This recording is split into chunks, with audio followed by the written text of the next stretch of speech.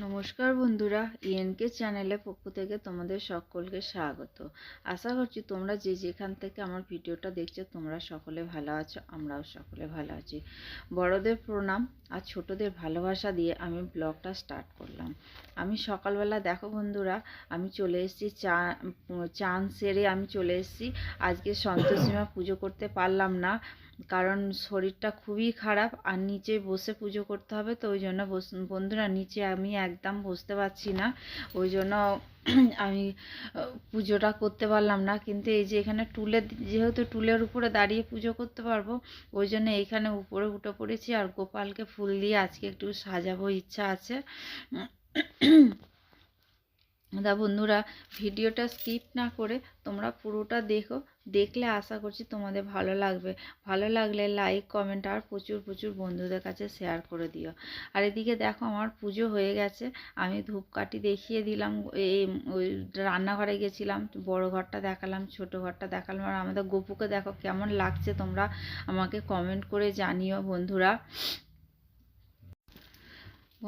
সেই পুজো করার পরে আমি আর তোমাদের কাছে আসতে পারিনি, কারণ এতটাই শরীর খারাপ। আমি মানে কিছুই করতে পারিনি, ঘরে রান্না কাজ বলতে কি, কাজ তো সেরকম ছিল না, আর রান্নাটাই মেন। কিন্তু ডোরা যেহেতু আজকে খাবে না, ও ডাক্তারবাবু বারণ করে দিয়েছে, আজকেও ভাত দিতে বারণ করেছে।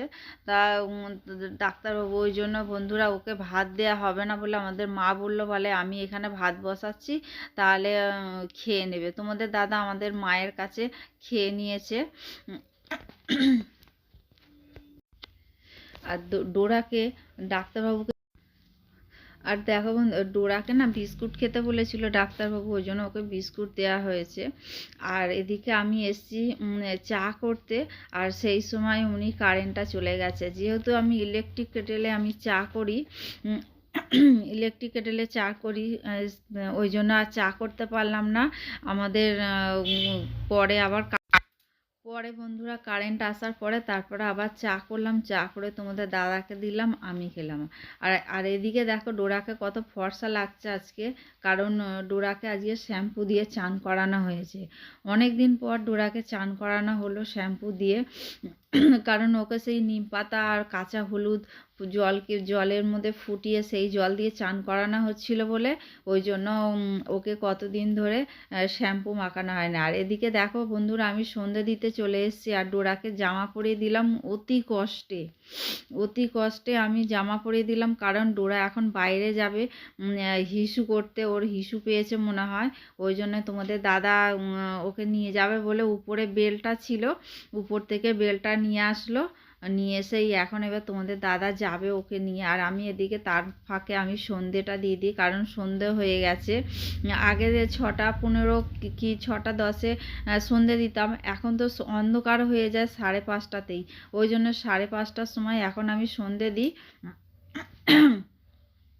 আর এই প্রদীপটা সব ভালো, মাঝে মাঝে পোলতেটা না একটু গন্ডগোল করে, একটু 19-20 হলে, কিন্তু এই প্রদীপগুলো বন্ধুরা খুব সুন্দর, খুব কাজে দেয়। যতই হাওয়া হোক, যতই যাই হোক, প্রদীপ নেবে না। আমার এই প্রদীপগুলো, এগুলোকে আমরা বলি অখণ্ড দিয়া, জানি না এগুলো অখণ্ড দিয়া বলি, তোমরা কি বলো আমরা জানি না। তোমরা যদি জেনে থাকো এর নামটা, তাহলে প্লিজ আমাকে কমেন্ট করে জানিও। আর বন্ধুরা দেখো আমার দেখতে দেখতে আমার সন্ধেও দেয়া হয়ে গেল, শঙ্খ বাজানো হয়ে গেছে। এবার আমি ঠাকুরের নাম নেব, নিয়ে তারপরে আমার সন্ধে সম্পূর্ণ হবে। তা বন্ধুরা কিছু কথা আমি তোমাদের বলবো, আমাদের কোয়েলের কথা বলবো। আমাদের কোয়েল যে 6 বছর হয়েছে ওর বিয়ে হয়েছে, 6 বছর বিয়ে হয়ে এসছে। আমি ওকে কোনো দিন জোর খাটিয়ে ওকে কোনো কিছু কাজ করতে বলি না, কারণ আমার ঘরে না মেয়ে যেহেতু নেই, আমার ঘরে সেই মেয়ের অভাবটা আমাদের ও পূর্ণ করে দিয়েছে। তার মধ্যে আমাদের ঘরে আবার একটা কোল জুড়ে মানে আলো করে এসছে মেয়ে। তা আমাদের এই নাতনি হচ্ছে আমাদের চোখের মণি, মানে আমাদের ঘরে তো সবাই ভালোবাসে, ঘরে বাইরে ওকে সবাই আমাদের মানে খুব ভালোবাসে। আর ও সেই রকম ভালোবাসার মতনই মেয়ে হয়েছে আমাদের। ও দাদার বাড়ি ঘুরতে গেছে, এখনো পর্যন্ত আসেনি, রবিবারে আসবে। কিন্তু আমাদের গোটা ঘর পুরো ফাঁকা, পুরো অন্ধকার হয়ে আছে। আর ও যে ওর দাদাই বাড়ি গেছে, ওখানে না বাচ্চা বাচ্চা পেয়েছে অনেকগুলো, বাচ্চাদের সঙ্গে খেলছে।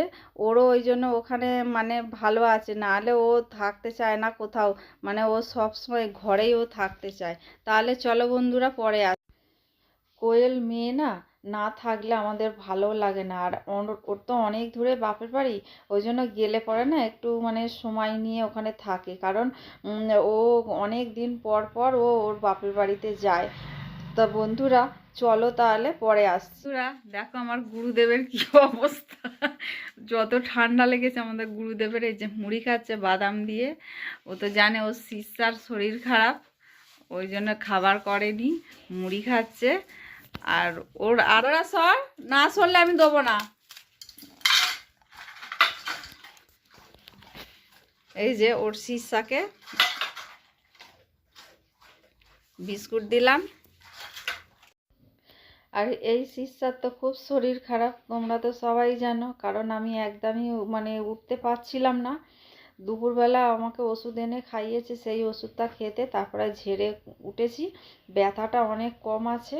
আর নিচে বসতে পারছি না, এখন নিচে বসতে গেলে খুব কষ্ট হচ্ছে। বন্ধুরা ভিডিওটা অনেকটা ছোট হয়েছে, তাই ভিডিওটা আজকে এখানেই শেষ করলাম। আবার পরের দিনে নতুন সকাল নতুন দিন নিয়ে চলে আসবো। আর তোমাদের যদি ভালো লেগে থাকে তাহলে লাইক কমেন্ট আর প্রচুর প্রচুর বন্ধুদের কাছে শেয়ার করে দিও। তোমরা আমার সঙ্গে থেকো, পাশে থেকো, তোমরা ভালো থেকো, সুস্থ থেকো, সাবধানে থেকো। Thank you.